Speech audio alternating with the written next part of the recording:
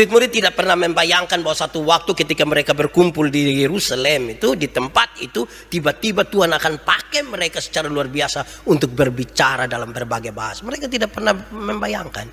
Mereka tidak pernah menjadwalkan malah. Mereka tidak tahu. Mereka hanya sementara menanti-nanti. Dan roh itu memampukan mereka untuk berkata-kata. Bukan menurut waktu mereka, tapi menurut waktu Tuhan. Kalau saudara belajar dari surat pertama Korintus pasal 14, mulai dari pasal 12 nanti sampai pasal 14, saudara akan menemukan bahwa kalau saudara hanya berkata-kata, orang di luar sana yang mendengar bilang, jangan sampai saudara seperti gong yang gemerincing tanpa arti. Dan beberapa orang jangan sampai mengatakan saudara gila karena mengucapkan hal-hal yang tanpa arti.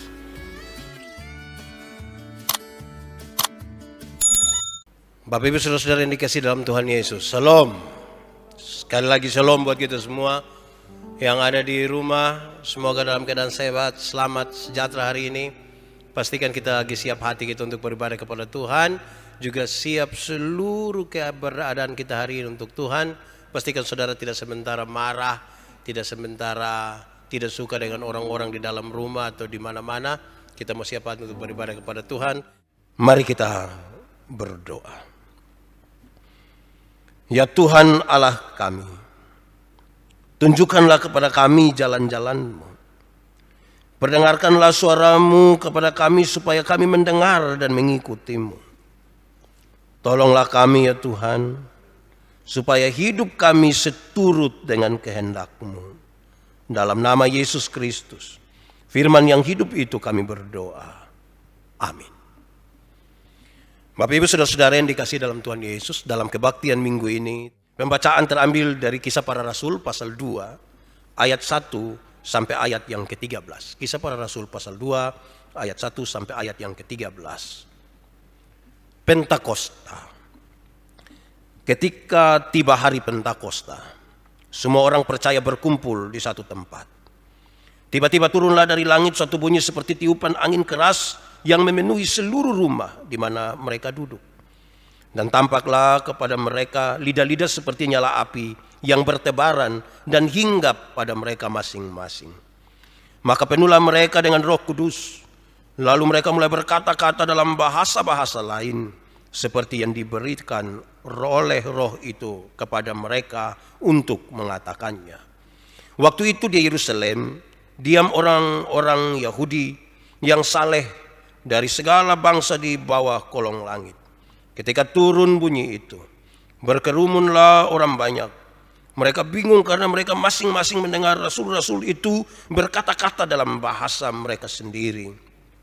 Mereka semua tercengang-cengang dan heran, lalu berkata, bukankah mereka semua yang berkata-kata itu orang Galilea? Bagaimana mungkin kita masing-masing mendengar mereka berkata-kata dalam bahasa kita sendiri? Yaitu bahasa yang kita pakai di negeri asal kita. Kita orang Partia, Media, Elam, penduduk Mesopotamia, Yudea dan Kapadokia, Pontus dan Asia, Frigia dan Pamfilia, Mesir dan daerah-daerah Libya yang berdekatan dengan Kirene. Pendatang-pendatang dari Roma, baik orang Yahudi maupun penganut agama Yahudi, orang Kreta dan orang Arab. Kita mendengar mereka berkata-kata dalam bahasa kita sendiri tentang perbuatan-perbuatan besar yang dilakukan Allah. Mereka semuanya tercengang-cengang dan sangat termangu-mangu sambil berkata seorang kepada yang lain, apakah artinya ini? Tetapi orang lain menyindir, mereka sedang mabuk oleh anggur manis. Demikian firman Tuhan. Berbahagialah setiap orang yang mendengar firman dan memelihara di dalam hidupnya. Haleluya. Haleluya. Haleluya. Haleluya. Bapak Ibu saudara-saudara, shalom. Sekali lagi shalom buat kita semua. Memulai khotbah Pentakosta ini saudara-saudara, saya ingin bertanya kepada saudara-saudara, menurut saudara-saudara Roh Kudus itu apa? Sekali lagi, menurut saudara-saudara Roh Kudus itu apa? Masing-masing boleh memberikan jawaban. Kalau ada saudara di samping kiri kanan mungkin bisa mendengar jawaban itu. Saya membayangkan saudara akan memberikan jawaban yang baik kalau saudara orang percaya. Tapi seringkali saudara-saudara kita melupakan satu hal yang sebegitu penting. Kalau saya ditanya, menurut saudara, menurut Pak Pendeta, Roh Kudus itu apa? Jawaban saya singkat. Roh Kudus itu Tuhan. Sekali lagi, Roh Kudus itu Tuhan. Kenapa hal ini saya tegaskan di paling awal, saudara? Beberapa orang saya bertanya, menurut saudara Roh Kudus itu apa? Penghibur. Ya betul. Kalau penghibur, bagaimana ketika saudara dalam keadaan baik-baik saja dan tidak butuh hiburan? Ada kemungkinan saudara tidak butuh penghibur. Pekerjaan penghibur itu dilakukan oleh Roh Kudus. Tetapi Roh Kudus itu adalah Tuhan. Taruh baik-baik dalam hatimu saudara-saudara, bahwa Roh Kudus itu Tuhan. Nah, saudara-saudara, pembacaan ini menolong kita untuk memahami hal-hal yang luar biasa. Tema yang disampaikan oleh Majelis Sinode dalam kesempatan perayaan Pentakosta ini adalah pencurahan Roh Kudus membuat bahasa-bahasa menjadi dimengerti. Saudara-saudara, saya mulai dengan mengatakan bahwa murid-murid memang menyaksikan langsung bagaimana Tuhan Yesus terangkat ke surga. Murid-murid menyaksikan langsung. Pada perayaan kenaikan Tuhan Yesus, kita membaca bagaimana murid-murid menyaksikan Yesus terangkat ke surga. Tetapi saudara-saudara, selanjutnya bagaimana keadaan para murid ketika mereka sendiri harus berhadapan dengan masalah-masalah mereka di dunia tanpa Tuhan Yesus. Ketika Yesus terangkat ke surga, malaikat-malaikat bilang, pulanglah ke Yerusalem. Sekarang Yesus tidak lagi bersama-sama dengan mereka, dan bagaimana sekarang mereka akan berhadapan dengan masalah-masalah mereka tanpa Tuhan Yesus. Murid-murid itu bisa digambarkan kira-kira begini, saudara-saudara. Keadaan mereka secara umum digambarkan begini. Murid-murid itu tidak memiliki kekuatan sosial. Jumlah mereka tidak banyak. Mereka sedikit sekali. Hitungan belasan orang itu sedikit itu. Jumlah mereka sih tidak punya kekuatan sosial. Yang kedua, saudara-saudara, mereka tidak memiliki kekuatan ekonomi. Mereka bukan orang kaya.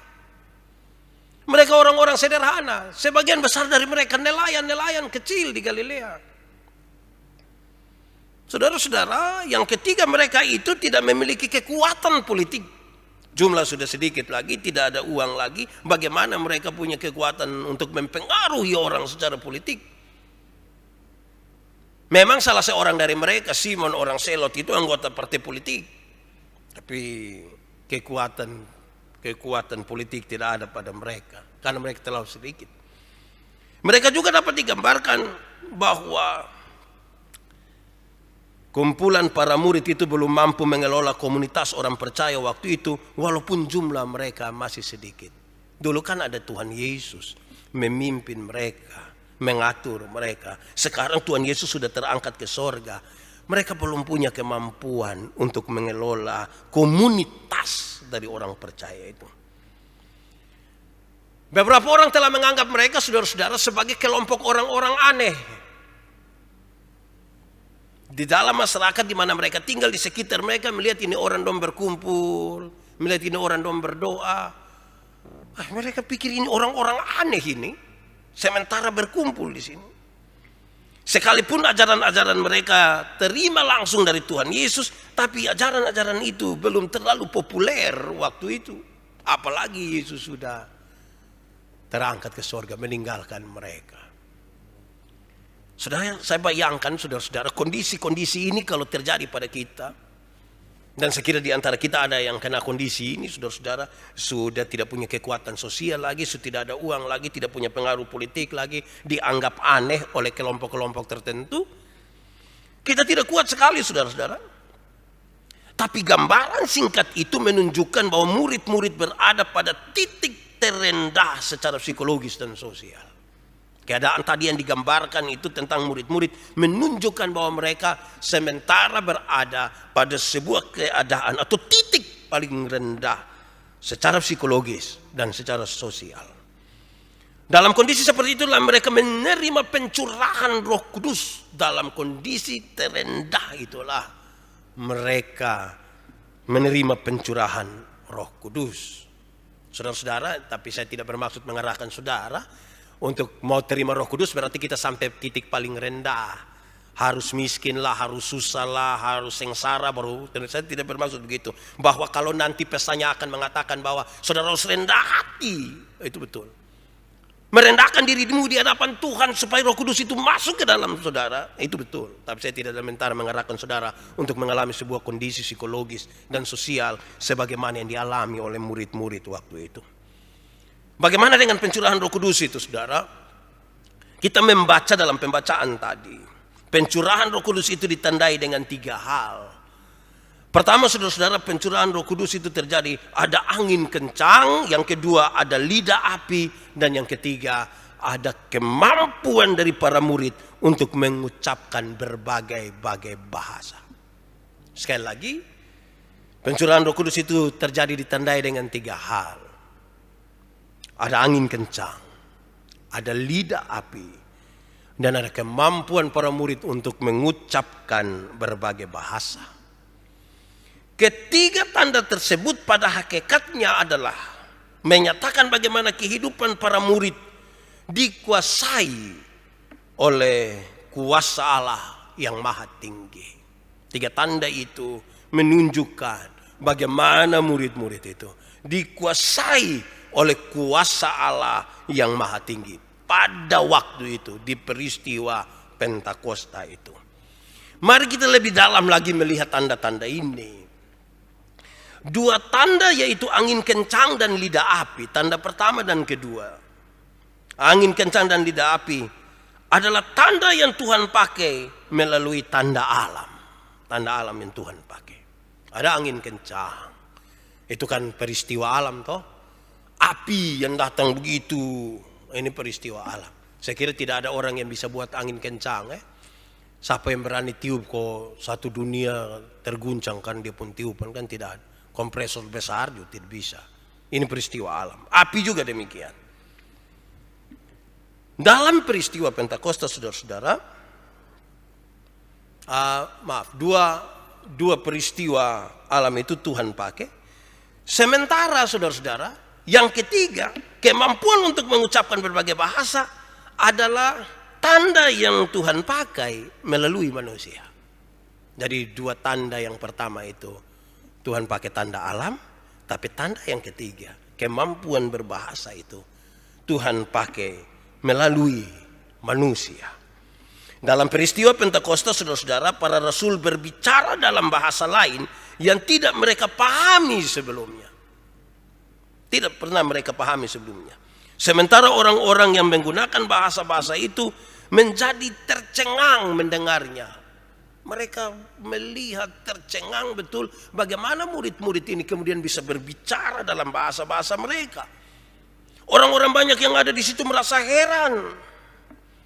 Tetapi saudara, ada kelompok lain. Mereka juga mendengar apa yang dikatakan oleh para rasul. Namun mereka punya reaksi yang lain dan berbeda. Saudara-saudara, mereka tidak heran. Kalau kelompok yang pertama merasa heran, tercengang. Kelompok yang kedua ini tidak heran. Mereka tidak tercengang.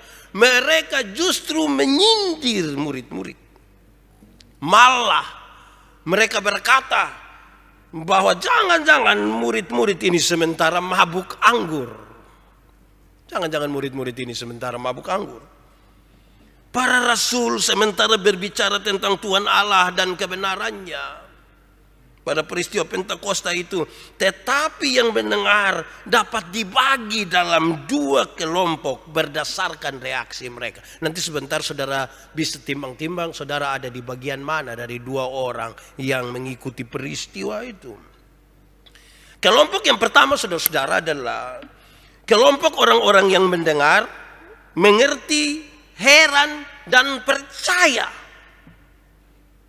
Sekali lagi, kelompok yang pertama dalam peristiwa Pentakosta itu selain para murid, berdasarkan reaksi mereka, mereka adalah orang-orang yang mendengar, mengerti, heran dan percaya. Mereka ini kemudian menjadi anggota gereja. Mereka kemudian menjadi warga gereja. Itu kelompok pertama. Kelompok yang kedua saudara-saudara adalah orang-orang yang mendengar, mengerti, dan kemudian menyindir. Atau kalau saya mau tambahkan, mereka mendengar, mengerti, tidak percaya, dan kemudian menyindir. Ini kelompok yang kedua. Mereka ini menjauh dari persekutuan. Karena mendengar, mengerti, tapi tidak percaya dan menyindir para murid. Mereka lebih memilih tidak bergabung dengan murid-murid. Mereka memilih untuk hidup di dalam dosa mereka. Jadi saudara-saudara, ternyata dua kelompok itu ada pada waktu peristiwa Pentakosta. Nanti sebentar lebih detail kita akan memeriksa sebenarnya kita ada di kelompok bagian mana ini saudara-saudara. Karena tema hari ini berbicara tentang bahasa yang dimengerti saudara-saudara, dan menjadi sebuah pergumulan dalam gereja yang serius. Saya ingin supaya kita memahami beberapa hal saudara-saudara. Dalam kekuatan Roh Kudus itu, para murid dimampukan untuk mengucapkan berbagai bahasa. Para murid dimampukan untuk mengucapkan berbagai bahasa, tapi dengan catatan-catatan berikut ini. Satu saudara-saudara, kalau kita sebut bahwa itu mereka sementara berbahasa roh, saya ingin menyatakan begini. Pertama, bahasa roh yang terjadi pada para murid waktu itu di hari Pentakosta itu terjadi pada seseorang bukan karena fasih lidah, bukan karena fasih lidah. Tadi penjelasan awal saya sampaikan kepada kita bahwa murid-murid dimampukan untuk berbicara dalam berbagai bahasa yang tidak mereka tahu sebelumnya, bukan karena fasih lidah. Berkaitan dengan itu saudara, yang kedua saudara-saudara, karena itu ini bukan fasih lidah, maka bahasa roh itu tidak bisa diajarkan. Tidak bisa diajarkan. Pembacaan tadi menyampaikan saudara-saudara, Tuhan kasih kesempatan dalam kuasa Roh Kudus itu, Tuhan kasih kesempatan mereka berbicara dalam bahasa-bahasa lain. Tidak diajarkan sebelumnya, tidak dipahami sebelumnya. Jadi kalau sampai saudara sementara ingin sekali dekat dengan Tuhan, langsung pergi pindah gereja sana sini hanya untuk mencari tahu bagaimana saya bisa berbahasa roh, bagaimana saya diajarkan, saudara-saudara sementara mengalami sebuah masalah yang serius tentang pemahaman saudara tentang bahasa roh. Yang ketiga saudara-saudara, bahasa roh itu dimengerti. Dalam konteks itu, saudara lihat, bahasa roh itu dimengerti, baik secara langsung maupun diterjemahkan supaya dimengerti, dan itu berguna bagi pembangunan jemaat. Sekali lagi tekanannya saudara, bahasa roh itu dimengerti. Sebab kalau sesuatu yang itu diucapkan tanpa dimengerti, apa faedahnya? Apa pentingnya bagi pembangunan jemaat? Saudara mengucapkan kalimat-kalimat yang tidak dimengerti, apa pentingnya saudara bicara itu di hadapan jemaat? Pembacaan kita hari ini saudara-saudara menyatakan kepada kita bahwa orang-orang yang disebutkan di situ dari berbagai-bagai tempat tercengang-cengang, heran karena mereka mengerti sesuatu yang diucapkan oleh para murid. Saudara-saudara, hal ini saya kira sangat serius bagi kita. Kalau saudara belajar dari surat pertama Korintus pasal 14, mulai dari pasal 12 nanti sampai pasal 14, saudara akan menemukan bahwa kalau saudara hanya berkata-kata, orang di luar sana yang mendengar bilang, jangan sampai saudara seperti gong yang gemerincing tanpa arti. Dan beberapa orang jangan sampai mengatakan saudara gila karena mengucapkan hal-hal yang tanpa arti. Yang ada arti saja mereka disindir, apalagi kalau mengucapkan yang tidak ada arti. Yang keempat saudara-saudara, bahasa roh itu terjadi menurut waktu Tuhan dan bukan menurut waktu manusia. Menurut waktu Tuhan. Murid-murid tidak pernah membayangkan bahwa satu waktu ketika mereka berkumpul di Yerusalem itu, di tempat itu, tiba-tiba Tuhan akan pakai mereka secara luar biasa untuk berbicara dalam berbagai bahasa. Mereka tidak pernah membayangkan. Mereka tidak pernah menjadwalkan malah. Mereka tidak tahu. Mereka hanya sementara menanti-nanti. Dan roh itu memampukan mereka untuk berkata-kata. Bukan menurut waktu mereka, tapi menurut waktu Tuhan. Ini penting saudara-saudara dalam pengembangan gereja. Jangan sampai karena saudara pernah Tuhan pakai untuk berbahasa roh, maka setiap kali lihat orang baru saudara bahasa roh. Setiap kali pagi makan pagi saudara bahasa roh. Kalau itu memang pas waktu Tuhan mau pakai, tidak ada masalah. Tapi kalau waktu itu saudara jadwalkan sendiri, supaya orang merasa saudara sangat rohani dan dekat dengan Tuhan, nah itu dia punya masalah itu saudara. Ini harus menjadi catatan yang penting bagi kita semua.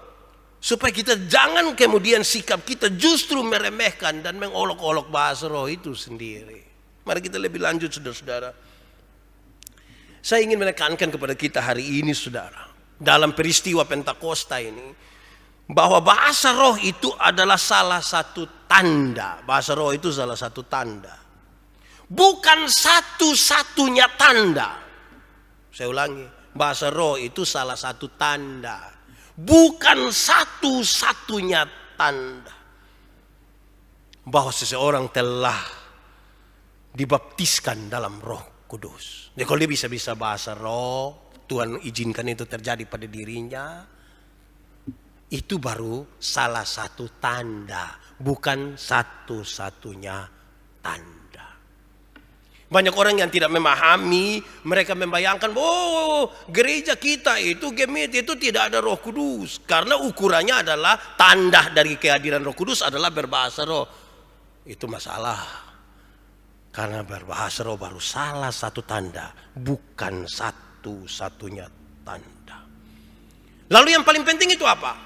Yang paling penting itu saudara adalah buah roh yang semakin nyata di dalam kehidupanmu. Buah roh. Sesuatu yang dihasilkan sebagai tanda Roh Kudus tinggal di dalam saudara. Dan itu menjadi nyata dalam kehidupanmu tiap-tiap hari. Itu yang lebih penting. Untuk apa saudara? Saudara bisa berkata-kata dalam berbagai-bagai bahasa. Yang Tuhan izinkan melalui rohnya. Tetapi tidak ada buah roh padamu. Yang paling penting itu. Jangan mengerucut kepada satu tanda, lantas melupakan buah roh sebagai tanda-tanda yang lain. Bapak Ibu Saudara-saudara, berdasarkan itu semua mari kita menyelidiki pesan firman hari ini buat kita semua dalam peristiwa Pentakosta ini. Pertama saudara,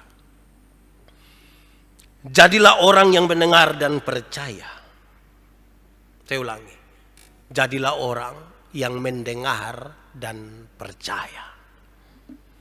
Ada banyak orang yang tidak percaya, padahal mereka sudah mendengar.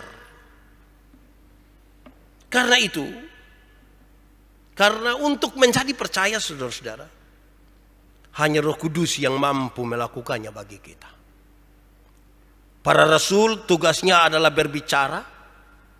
Dan untuk percaya kita harus menyerahkan diri kita kepada Roh Kudus dan bukan kepada para rasul. Saudara, saya mencatat bagian ini dan saya kira ini pesan yang serius bagi saya dan saudara. Jadilah orang yang mendengar dan percaya. Banyak yang mendengar tapi tidak percaya. Kalau pertanyaannya, kenapa banyak orang sudah mendengar tapi tidak percaya Pak Pendeta? Jawabannya satu, tadi disebutkan. Untuk membuat orang menjadi percaya, itu kalau Anda menyerahkan dirimu kepada Roh Kudus. Banyak yang mendengar dengan telinganya, tapi tidak menyerahkan hidup dan hatinya kepada Roh Kudus. Bagaimana saudara bisa percaya? Karena yang akan membuat orang percaya, itu Roh Kudus. Dan bukan saya, bukan para rasul. Walaupun Tuhan izinkan tanda-tanda itu datang melalui mereka. Tapi yang akan membuat orang lain percaya itu haruslah Roh Kudus. Serahkanlah dirimu pada Roh Kudus. Kalau begitu saudara-saudara, saudara tidak boleh dengan sombongnya mengatakan, apalagi kami para pengkhotbah mengatakan, saya berkhotbah di pedalaman Anuban Timur dan 100 orang menyerahkan diri. Wah, siapa kita di hadapan Tuhan Allah? Kita bukan siapa-siapa. Kalau Tuhan izinkan Tuhan pakai kita saudara-saudara untuk berkata-kata tentang Tuhan, tetap. Sekali lagi, Roh Kudus yang mengubahkan orang. Bukan para rasul. Bawa mereka kepada Roh Kudus dan bukan kepada para rasul. Yang kedua saudara-saudara, saya ingin untuk menyatakan ini kepada kita semua bahwa janganlah menjadi orang yang suka menghina firman Tuhan. Jadilah orang yang janganlah jadi orang yang suka menghina firman Tuhan dan suka menghina para pemberita firman Tuhan. Jangan jadi orang yang begitu. Kenapa saudara-saudara?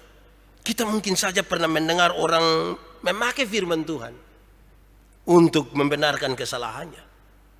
Atau memakai firman Tuhan untuk kepentingan ekonomi atau kepentingan politik. Atau kita juga pernah mendengar orang yang menggunakan firman Tuhan untuk mengolok-olok orang lain. Tanpa sadar saudara, kita telah menjadi orang-orang yang menghina firman Tuhan itu.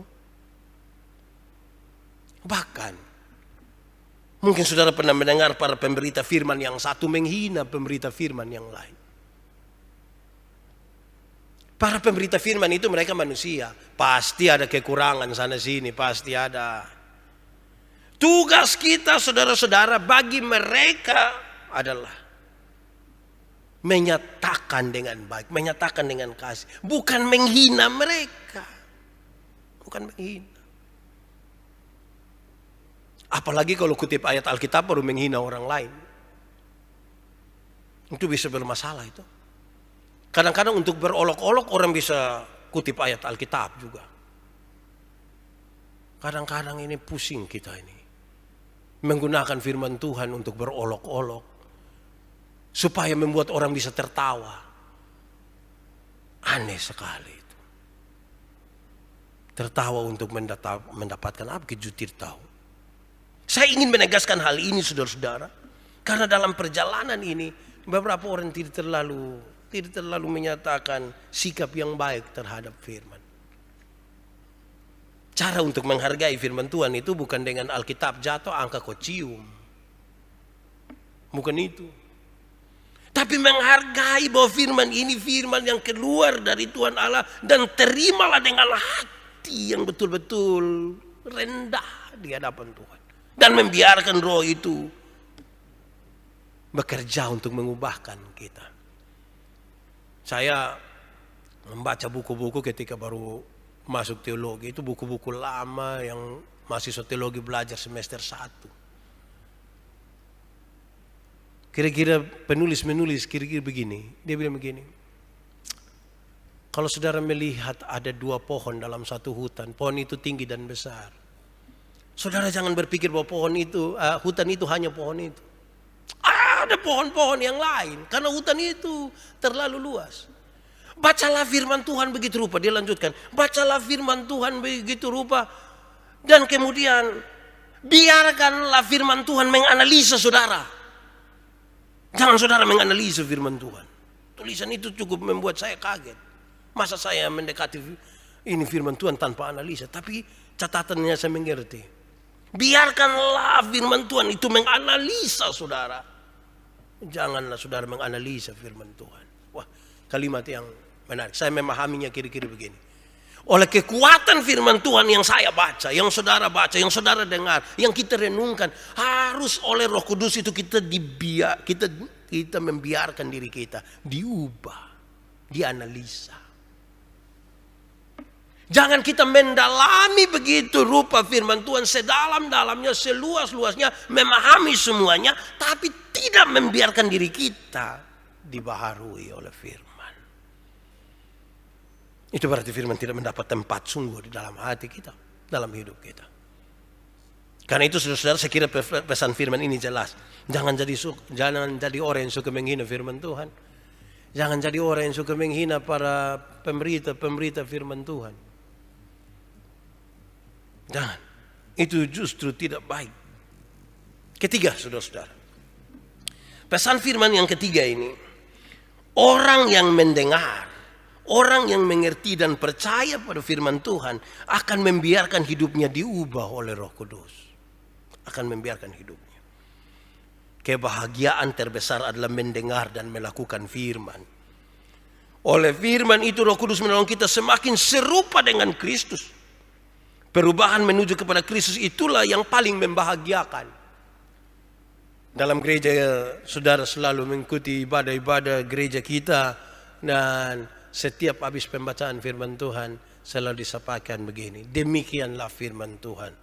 Terus pemberita akan mengatakan, yang berbahagia ialah mereka yang mendengar firman Tuhan dan yang memelihara dalam hidupnya. Itu yang paling berbahagia. Mendengar, mengerti, percaya, melakukan, yang berbahagia. Saya baca satu tulisan kecil dari Pak Pendeta Eben dan ini cukup memberkati saya. Dia tulis begini, tentang rahasia orang mengatakan, ingat omong apa-apa nah hati-hati. Kenapa? Karena tembok-tembok ju punya telinga. Tembok-tembok punya telinga. Dia pun maksud, oke, hati-hati kalau omong rahasia, omong sesuatu yang penting karena tembok-tembok ini ada telinga. Kalau tembok punya telinga itu ungkapan. Tapi dia selanjutnya dia menulis begini. Tapi hati-hatilah kalau telinga yang punya tembok. Nah, itu yang masalah itu. Kalau tembok ada telinga, kita yang hati-hati. Supaya omong jaga. Tapi kalau telinga yang ada tembok, itu kita omong juga tetap tidak masuk. Saya tidak tahu di rumah ini semua tembok ada telinga atau dia orang rumah yang ada tembok di telinga, kita tidak tahu. Coba bertanya dulu. Kesempatan 10 detik, coba lihat satu-satu. Di dia pun telinga ada tembok. Selain tai telinga jangan sampai ada tembok di dia pun telinga. Jadi kalau dengar dan mengerti, biarkanlah ini hidup ini. Saudara-saudara, saya baca satu catatan kecil dalam satu buku. Dia dapat protes dari seorang pendeta, dapat protes. Saya kira saudara tahu kisah ini. Seorang pendeta dapat protes dari jemaat. Pak pendeta ini khotbah hanya itu seulang-ulang itu sah. Pendeta ini hanya menjawab, ya Bapak sudah dengar ulang-ulang mau soalnya berubah-ubah terus, jadi saya hanya bisa omong itu saja. Ya mungkin saudara punya versi yang lain, tapi saya kira pesannya dapat. Kita mungkin mendengar banyak sekali. Berapa tahun kita menjadi orang Kristen, berapa kali kita jadi orang percaya, saudara? Mendengar firman Tuhan, mengerti sekali, tapi hidup kita tidak berubah. Ini bermasalah, saudara. Saudara melihat dua kelompok orang tadi. Kelompok yang pertama adalah orang yang mendengar, mengerti, percaya kepada Tuhan. Tapi kelompok yang kedua adalah orang-orang yang mendengar, mengerti, tapi menghina. Dengan cara-cara mereka, menyindir mereka. Satu persatu dari orang-orang murid-murid ini disindir. Mereka mungkin mabuk gitu. Firman Tuhan ternyata tidak dengan leluasa masuk ke dalam kehidupan kita. Karena ada tembok-tembok di pendengaran kita, di telinga-telinga kita. Pesan yang terakhir, saudara. Roh Kudus diberikan kepada manusia untuk membangun manusia baru. Banyak penemuan baru telah dibuat oleh manusia dengan berbagai motivasi pembuatannya. Tetapi kadang-kadang penemuan-penemuan baru itu oleh manusia telah merubah manusia menjadi egois, serakah, dan menjauh dari Tuhan. Roh Kudus ini diberikan kepada kita supaya membawa manusia yang sudah menyimpang tadi untuk kembali menjadi ciptaan baru yang dalam dirinya tergambar citra Allah. Coba sudah renungkan, ada berapa banyak kali hal-hal ciptaan manusia itu telah menjauhkan kita dari Tuhan Allah? Ada berapa banyak kali yang hasil ciptaan manusia itu menjauhkan kita dari Tuhan Allah. Yang ciptaan Tuhan itu justru membuat kita tidak nyaman. Yang ciptaan manusia membuat kita dijauhkan dari Tuhan Allah. Kita nyaman dengan ciptaan manusia. Tapi yang ciptaan Tuhan itu kita tidak nyaman dengannya. Saya uji saya punya diri sendiri, saudara. Ketika saya berdoa itu, saya kalau duduk-duduk, saya coba hitung dan coba berpikir dengan sangat serius. Setiap pagi, setiap malam ketika berdoa itu, saya biar ada nonton televisi atau ada baca buku, terus tiba-tiba panggil anak-anak, ibu mau berdoa. Pas mau berdoa itu pasti kalimat pertama, kalimat kedua, masuk mau kalimat ketiga, pasti saya mengantuk, menguap. Saya heran, saya coba ikuti 2, 3 kali, 4 kali, ternyata itu kebiasaan malah. Ini ada yang salah dalam saya hidup. Coba saudara ini, sampai saudara juga sama. Kalau baca status di Facebook itu kan saudara tidak mengantuk-mengantuk toh. Tapi pada saat saudara mau berdoa dengan Tuhan, tiba-tiba saudara rasa mengantuk. Pernah rasa begitu kok? Berarti kita short paket kalau saudara pernah rasa begitu. Yang manusia punya, yang hasil ciptaan kita ini membuat kita nyaman tanpa rasa mengantuk sama sekali. Tetapi ketika kita mau membangun hubungan dengan Tuhan, kita rasa tidak aman sekali. Wah, itu aneh sekali. Itu berarti saudara-saudara, pengaruh-pengaruh yang luar itu, hasil-hasil dari manusia itu sangat kuat mempengaruhi saya dan saudara. Tetapi yang Tuhan punya sekarang, firman Tuhan, Roh Kudus, itu dia tidak terlalu tertancap kuat di dalam hidup kita. Saya ingin untuk memberi catatan lebih dari tema ini, bahwa dengan Roh Kudus itu, pencurahan Roh Kudus itu bukan saja membuat kita bahasa-bahasa dimengerti, tapi dipercaya. Dipercaya. Kalau Anda percaya pada kata-kata firman Tuhan itu, saudara berbahagia dan hidup di dalam kasih karunia Tuhan. Saudara dan saya menjadi ciptaan baru yang luar biasa. Bukankah ini yang diidamkan oleh orang-orang yang sungguh percaya kepada Tuhan? Hari Pentakosta, hari yang ke-50. Setelah kebangkitan Kristus, Yesus menampakkan diri kepada murid-murid 40 hari, terus dia terangkat ke sorga. Hari yang ke-10 itu, setelah hari yang ke-50, jadi 40 hari, tanpa 10 hari lagi, dicurahkanlah Roh Kudus. Supaya mereka dibekali, karena mereka akan hidup sendiri tanpa Yesus. Pertanyaan saya mengakhiri khotbah ini adalah, pernahkah saudara-saudara merasa kesendirian itu sangat kuat dalam hidup? Saudara merasa tidak berarti sama sekali. Dalam catatan awal tentang para murid, kekuatan sosial mereka tidak ada. Mereka tidak punya kekuatan ekonomi. Mereka tidak punya kekuatan politik. Mereka dianggap aneh oleh orang-orang lain. Kondisi itu kalau sementara menyerang dan dialami oleh saudara hari ini, saya kira kalimat yang paling penting adalah buka hatimu kepada Roh Kudus. Roh Kudus harus tinggal di dalam hatimu hari ini, di dalam hidupmu. Karena untuk itulah pencurahan Roh Kudus ini dilakukan, supaya mereka yang mengalami titik-titik terendah dalam hidup mereka, titik-titik terendah secara sosial, secara psikologis, disinilah Roh Kudus menolong mereka untuk bangkit dan hidup lagi. Saya kira kondisi ini, tadi kami bercerita dengan beberapa orang, pandemi corona ini telah membawa pengaruh besar di semua aspek kehidupan. Salah satunya saudara-saudara adalah ekonomi. Ekonomi hancur. Kita kerja ini kan untuk kepentingan apa? Ekonomi.